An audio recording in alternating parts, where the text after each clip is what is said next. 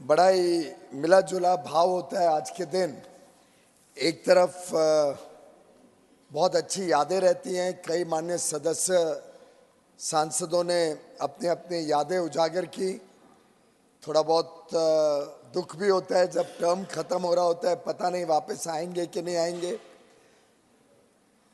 बाकी मित्रों की भी भावनाएं सुन के आनंद आता है कि अच्छे पल जो हम सब ने मिल के मिलाए हैं उनकी यादें उजागर होती हैं। तो एक प्रकार से एक भावुक क्षण है और इस नॉस्टैल्जिया के बीच में कुछ अच्छी बातें भी होती है, कुछ तीखी बातें भी होती हैं। एक तरफ हमारे मित्र अनिल जी बताते हैं कि पांच हमारे माननीय संसद सदस्य जिनका नाम अनिल है वो एक साथ रिटायर हो रहे हैं। पर इतना हमें संतुष्टि है कि एक अनिल बोंडे, डॉक्टर अनिल बोंडे अभी भी रहने वाले हैं हमारे साथ। एक तरफ हम देखते हैं कि माननीय प्रधानमंत्री जी जिस प्रकार से वो हर बार बड़प्पन से हमारे वरिष्ठ नेताओं की गुणगान गाते हैं, उनकी योगदान की तारीफ करते हैं।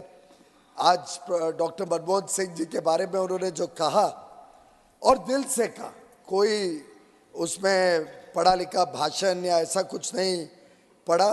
वैसे माननीय leader of the opposition Mallikarjun खड़गे जी ने भी मनमोहन सिंह जी के लिए कुछ पढ़ा अपने वक्तव्य में। मैं समझता था कि इतने वर्ष साथ में काम किया है तो वो भी अपनी दिल की भावना बताते डॉक्टर सिंह के लिए।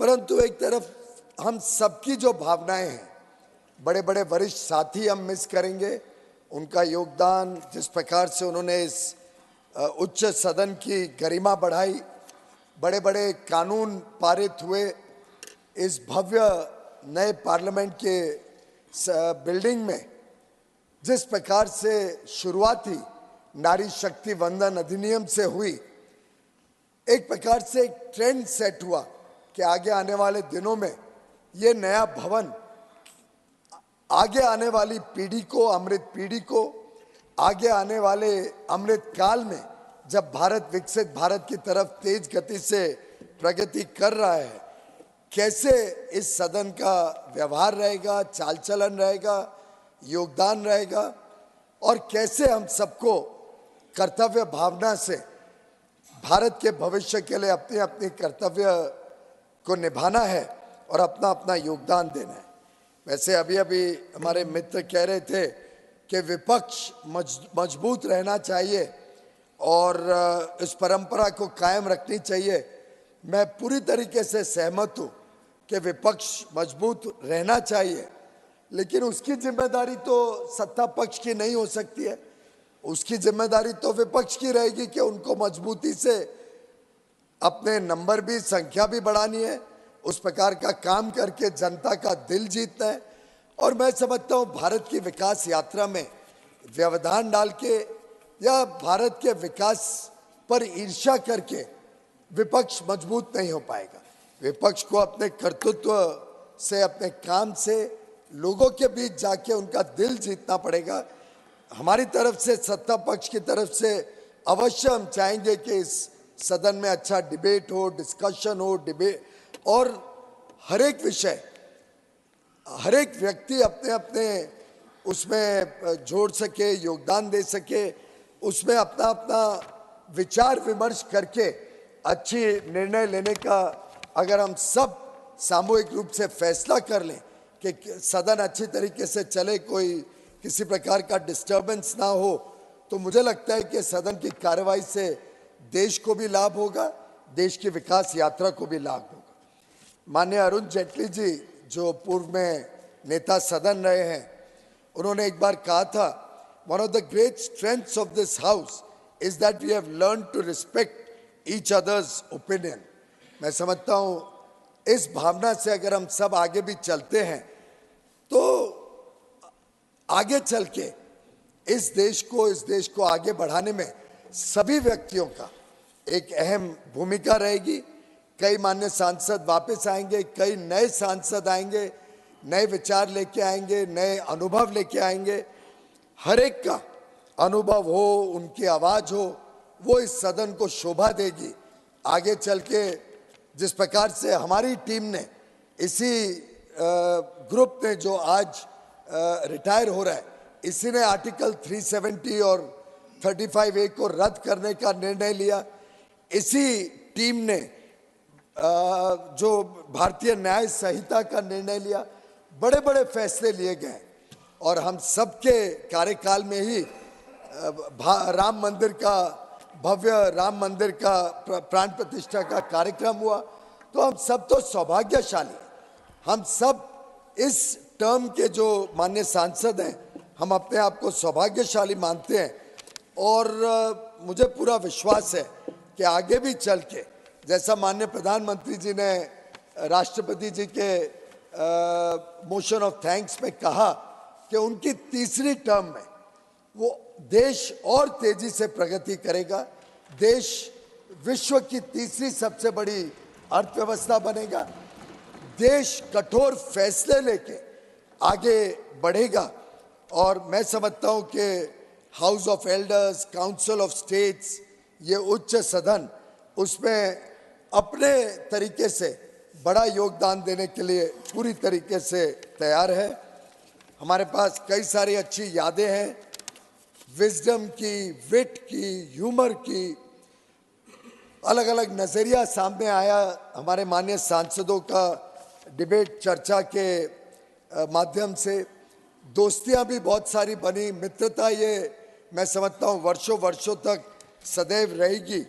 अलग अलग माननीय सदस्य ने अपनी संवेदनशीलता भी दिखाई, अलग अलग माननीय सदस्य ने अपने कुशलता और अपने बड़े सोच भी इस सदन की अलग अलग डिबेट्स में रखी है। और मैं मानता हूं जिस प्रकार से माननीय अध्यक्ष जी ने हम सबको मौका दिया है, जिस प्रकार से माननीय अध्यक्ष जी ने सुचारू रूप से ये सदन चले उसके लिए प्रयास किया, रिटायरिंग मेंबर्स की तरफ से भी और अपनी तरफ से भी मैं माननीय अध्यक्ष जी, माननीय उपाध्यक्ष जी और सभी जो हमारे अलग अलग समय पे वाइस चेयरमैन रहे हैं, जो स्टाफ रहा है, उन सबका भी सभी रिटायरिंग मेंबर्स की तरफ से और हम सब की तरफ से रिकॉर्ड पे रखना चाहूँगा कि आपका योगदान भी अमूल्य रहा है। हम सब आप सबका तहे दिल से धन्यवाद भी करते हैं और यही उम्मीद करेंगे कि आगे भी चल के संसद की गरिमा भी बनी रहे, संसद की सदन की महिमा भी बढ़े और स्वस्थ वातावरण में अच्छे खुले मन खुले दिल के साथ हम सब चर्चा आगे भी चलाते रहें।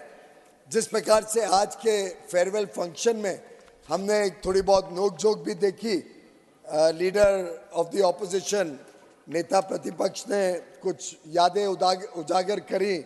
माननीय देवेगौड़ा जी के लिए थोड़ी ईर्ष्या जरूर थी, थोड़ा दुख भी था कि उनका इंडिया अलायंस कमज़ोर होते जा रहा है, उसकी जिम्मेदारी तो हमारी नहीं हो सकती है, इतनी बात तो स्पष्ट है।